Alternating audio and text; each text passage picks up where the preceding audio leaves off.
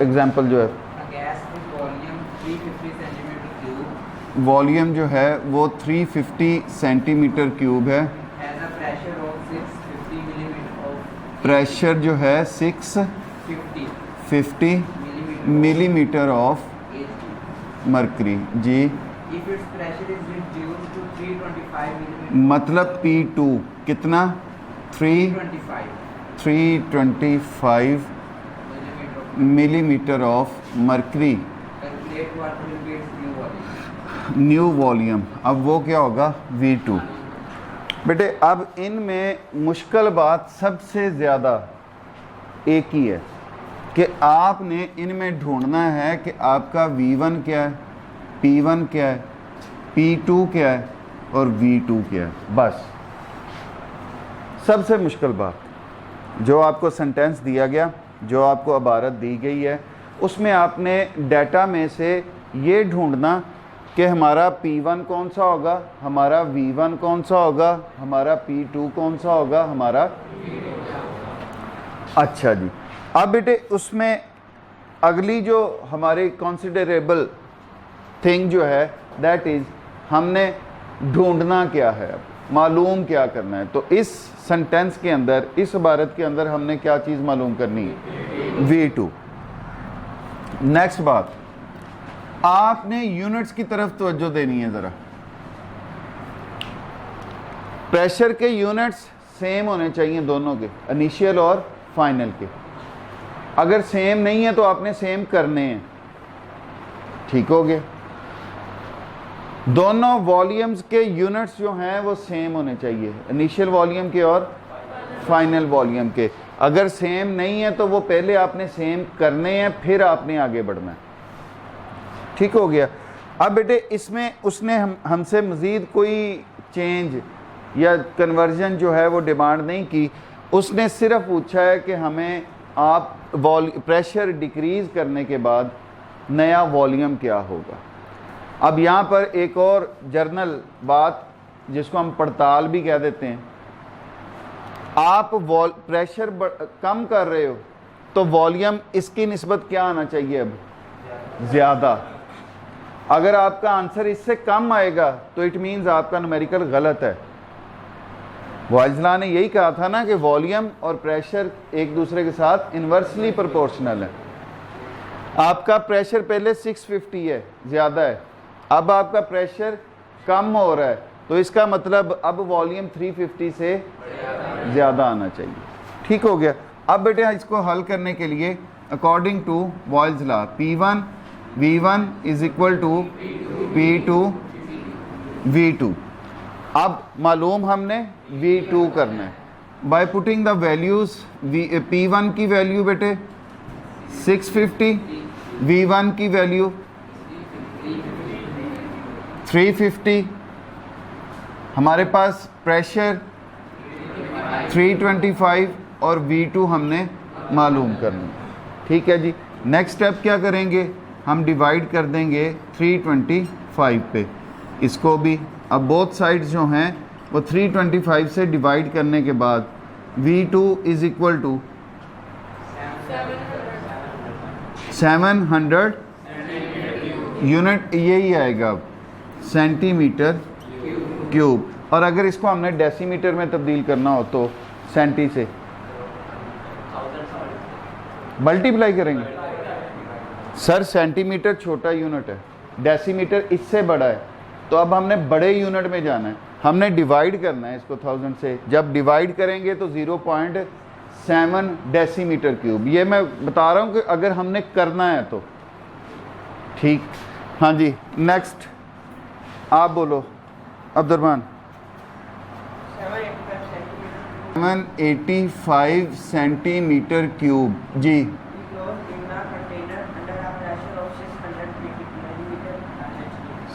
600 millimetre of mercury जी। अब उसका V2 है reduce to 350 centimetre cube ji.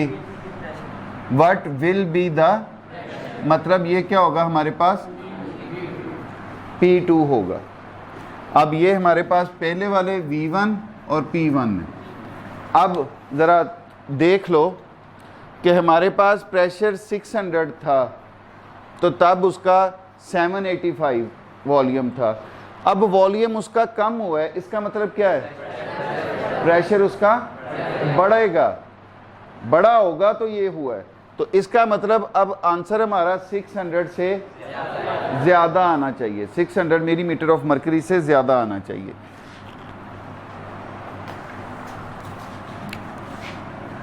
P1 V1 is equal to P2 V2।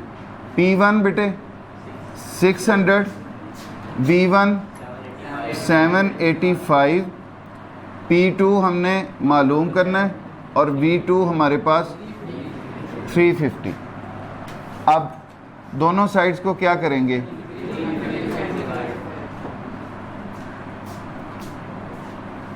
अब इसको हल करें तो जी 1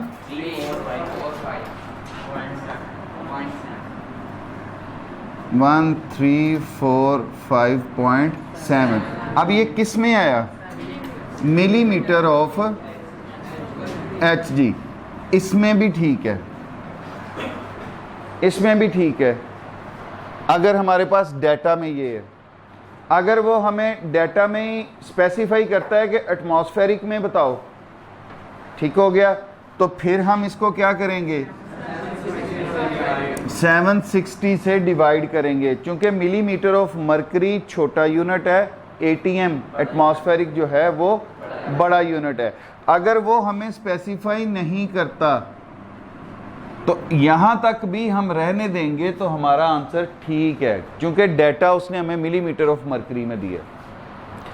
अगर यहाँ पे वो हमें एटमॉस्फेरिक में देता है, ATM में देता है, तो यहाँ पे हम पे फ़र्ज़ हो जाएगा कि हमने वो एटमॉस्फेरिक में ही देना है, वो मिलीमीटर ऑफ मरकरी में नहीं आ सकता। वो ऑटोमेटिकली आप गलत लिख के मिलीमीटर ऑफ मरकरी लिख दें तो वो आपका गलत हो जाएगा, क्योंकि आप यहाँ पे कैलकुलेशंस में तो वो एटमॉस्फेरिक वाला इस्तेमाल कर रहे हो। अगर वो यहाँ पे एटमॉस्फेरिक में दे देता है और मिलीमीटर ऑफ मरकरी में आपसे डिमांड करता है, तो फिर आप यहाँ पर एटमॉस्फेरिक को पहले मिलीमीटर में तब्दील करोगे। समझ आ गई बात की? ये बस इतना सा इसमें मुश्किल बात है, बाकी ये सिंपल फार्मूला और सिंपल कैलकुलेशंस है। तो इसमें हमारा union laboratory and diagnostic centre अब आपको किसी भी किस्म के टेस्ट के लिए लाहौर, मुल्तान, कराची या किसी भी बड़े शहर जाने की जरूरत नहीं। अब मियां चन्नू में ही वही मयार आपकी दहलीज पर मुयस्सर है। लेबोरेटरी की नुमाया खसूसियात, जदीद मशीनरी, स्टेरिलाइज्ड और कुशादा माहौल, कैलिब्रेन और क्वालिटी कंट्रोल, आला तालीम याफ्ता और मुस्तनद पैथोलॉजिस्ट और लैब टेक्नोलॉजिस्ट की ज़ेरे निगरानी, जहां पर शुगर, गुर्दे, जिगर, दिल, कोलेस्ट्रॉल, पित्ता, पेशाब, हेपेटाइटिस, यरकान, औरतों और मर्दों की पोशीदा अमराज से मुतल्लिका तमाम टेस्ट इंतहाई मुनासिब फीस में किए जाते हैं। बैरून मुल्क जाने के लिए आर्जी मेडिकल टेस्ट के लिए तशरीफ लाएं। घर से सैंपल कलेक्शन की सहूलत भी दस्तयाब है। जदीद तरीन पैथोलॉजी लैब को दुनिया के बेहतरीन आलात से आरास्ता किया गया है। यहाँ पे तकरीबन लेटेस्ट इक्विपमेंट पैथोलॉजी के सारे हैं। यहाँ पे ये है कि एक्यूट इमरजेंसी में जो भी चीज़ें रिक्वायर्ड होती हैं कार्डियक सर्जरी में, उसके अलावा बाकी कोई एक्सीडेंटल केस ऐसे हैं, उनकी रिक्वायरमेंट के मुताबिक सारी चीज़ें यहाँ पे हैं। बेसिक जो हमारे टेस्ट हैं, उनके अलावा स्पेशल टेस्ट, हार्मोन एनालिसिस, उसके बाद इनके ट्यूमर माइक्रोबायोलॉजी डिपार्टमेंट, तो तकरीबन सब फील्डों को यहाँ पे कवर कर। Union laboratory and diagnostic centre, Mahar Mohammad Naeem, laboratory manager, biochemist, lab technologist, MSc biochemistry, university of agriculture Faisalabad, BSc medical laboratory technology, Sheikh Zayed hospital, Punjab university Lahore. उसको सुपरवाइज करते हैं और हमारी जो इक्विपमेंट है लैब में वो second unit top class.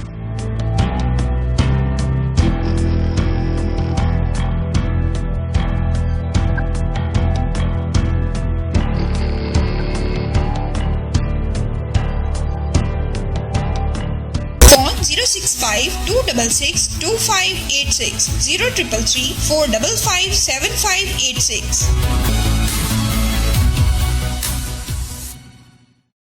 Topic absolute temperature scale. Absolute temperature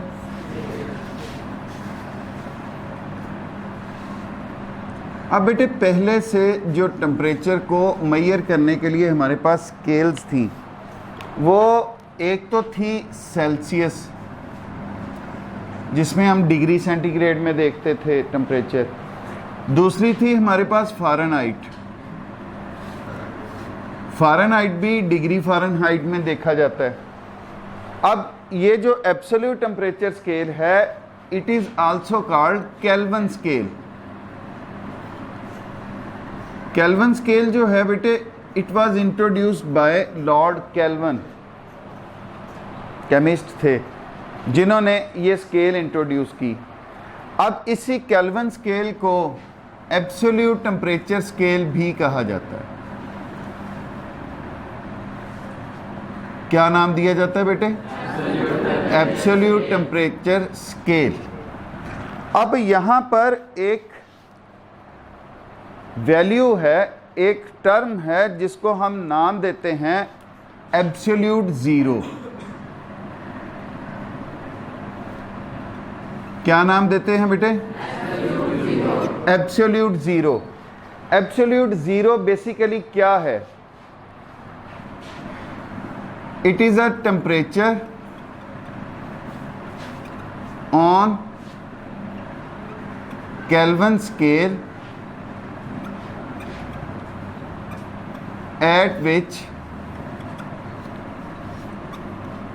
an ideal gas would have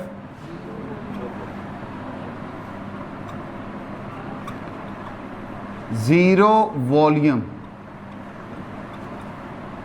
अब ये बात मैं बाद में बताता हूँ, पहले मैं आपको उस टेम्परेचर स्केल के बारे में बताऊँ। बेटे 0 डिग्री सेंटीग्रेड जब होगा, 0 डिग्री सेंटीग्रेड जब होगा तो केल्विन स्केल में हमारे पास होगा 273 केल्विन। 0 डिग्री जब टेम्परेचर है तो केल्विन स्केल पे टेम्परेचर है 273 केल्विन। मुश्किल बात तो नहीं, बराबर हैं दोनों। मतलब ये अगर -1 डिग्री होगा तो ये 274 केल्विन हो जाएगा, सॉरी 272। अगर ये -10 डिग्री सेंटीग्रेड होगा तो ये 263 केल्विन हो जाएगा। समझ आ रही बात की? एक एक दर्जा दोनों काम हो रहे हैं। इसका मतलब ये है कि ये ग्रेडिंग में बराबर हैं, ग्रेड्स इनके बराबर हैं। 0 और -1 एक दर्जा कम हुआ, उधर से भी 273 से 272 हो गया, एक दर्जा कम हुआ। अब अगर ये हो जाता है -100 डिग्री सेंटीग्रेड, -100 डिग्री सेंटीग्रेड, तो ये हो जाएगा 173 केल्विन। ठीक है जी। अगर ये हो जाता है -200 डिग्री सेंटीग्रेड तो यहाँ पे क्या हो जाएगा? 73 केल्विन। और अगर ये हो जाता है सर -273 डिग्री सेंटीग्रेड तो यहाँ पे ये क्या हो जाएगा? 0 केल्विन। अब इस 0 केल्विन की क्या अहमियत है? टेम्परेचर बढ़ाने से किसी गैस के मॉलिक्यूल्स की काइनेटिक एनर्जी बढ़ती है। जब उनकी काइनेटिक एनर्जी बढ़ती है तो मॉलिक्यूल्स एक दूसरे से परे जाते हैं, उनका वॉल्यूम बढ़ता है। लेकिन जैसे जैसे हम टेम्परेचर कम करते चले जाते हैं, मॉलिक्यूल्स की काइनेटिक एनर्जी कम होती चली जाती है, मॉलिक्यूल्स एक दूसरे के पास आते चले जाते हैं और वो वॉल्यूम उनका कम होता चला जाता है लगातार। अब इनका ख्याल था कि अगर हम इसी तरह इनका टेम्परेचर कम करते चले जाएं तो हम उसका वॉल्यूम कम होते होते होते हम उस लेवल तक लेके जा सकते हैं जहां पे उसका वॉल्यूम 0 हो जाएगा।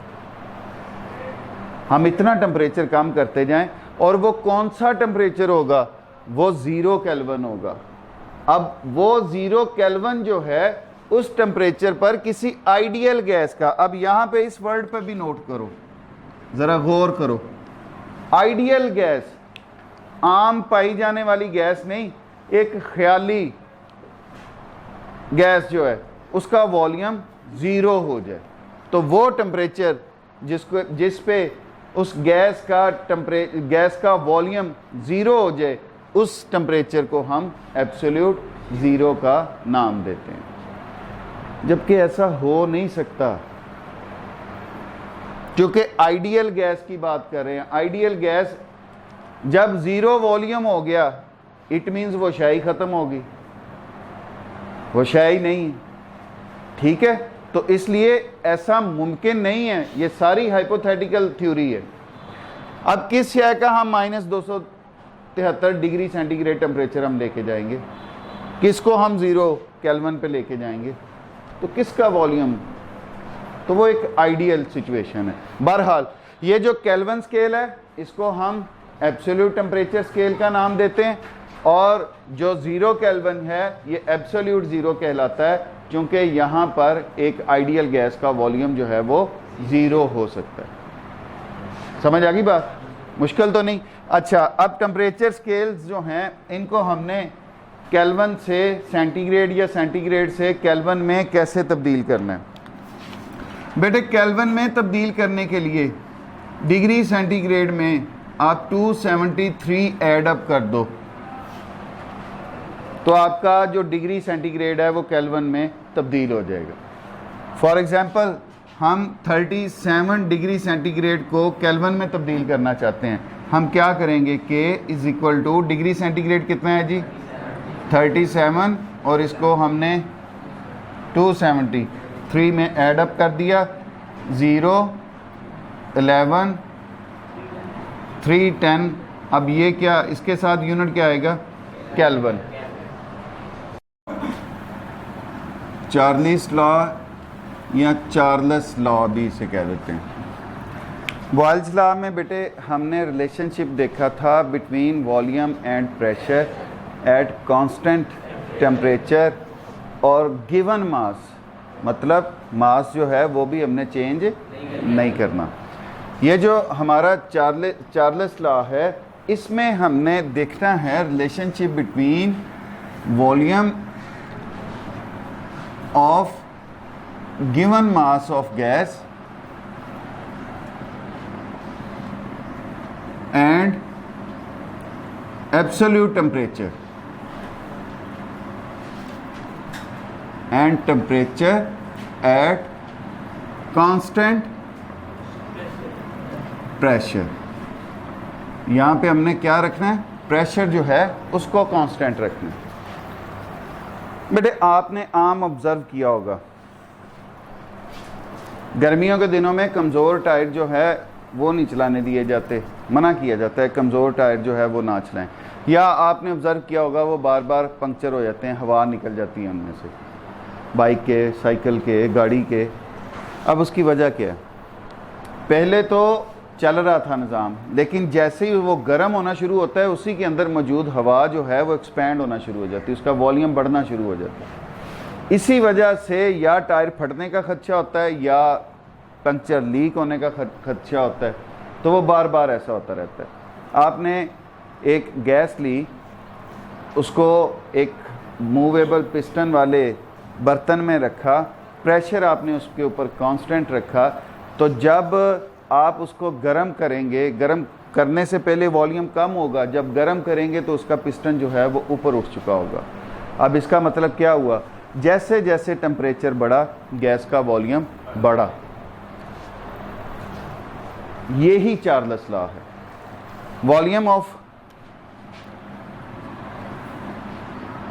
of gas increases with the increase of temperature at constant pressure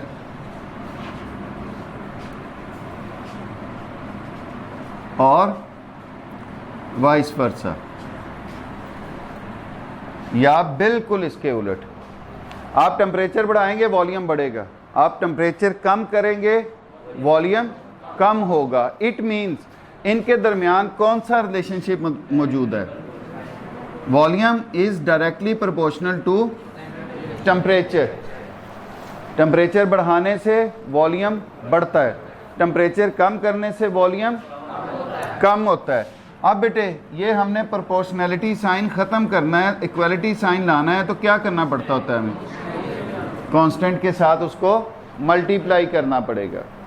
अब इसी इक्वेशन में हमने कांस्टेंट एक साइड पे और वेरिएबल, वेरिएबल हम उन चीज़ों को कहते हैं जो चेंज होने वाली होती हैं, उनको एक साइड पे v/t is equal to k, और k आपका स्मॉल आएगा, ठीक है, स्मॉल k होगा। अब ये हमारे पास सिचुएशन बनती है, ये हमारे चार्ल्स लॉ का मैथमेटिकल एक्सप्रेशन है।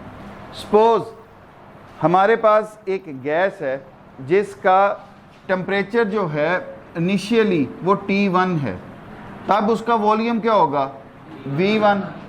अब इसके लिए हम चार्ल्स लॉ का अगर लिखें तो हमारे पास बनेगा V1/T1 is equal to K। अब उसी गैस का हम टेम्परेचर चेंज कर देते हैं, जब वो टेम्परेचर चेंज किया वो क्या बन गया? T2, और उसका वॉल्यूम क्या हो जाएगा तब? V2।